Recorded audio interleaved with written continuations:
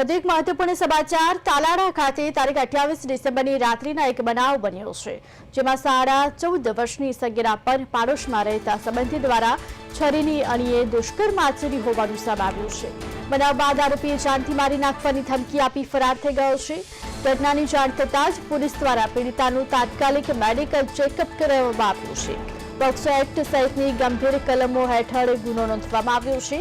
આરોપી રાહુલ ચૌહાણની ધરપકડ માટે પોલીસે અલગ અલગ ટીમો બનાવી શોધખોળ શરૂ કરી છે। 14 વર્ષની સગીરા પર છરીની અણીએ દુષ્કર્મ આચરવામાં આવ્યું।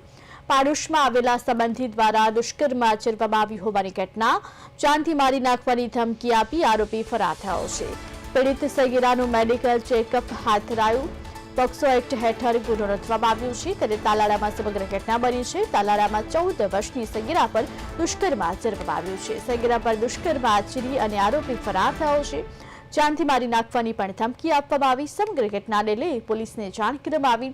સમગ્ર ઘટનાની જાણ થતાં પોલીસે વધુ તપાસ હાથ ધરી છે। પોક્સો એક્ટ હેઠળ પણ ગુનો નોંધવામાં આવ્યો છે, ત્યારે તાલાળામાં 14 વર્ષની સગીરા પર દુષ્કર્મ આચરવામાં આવ્યું છે।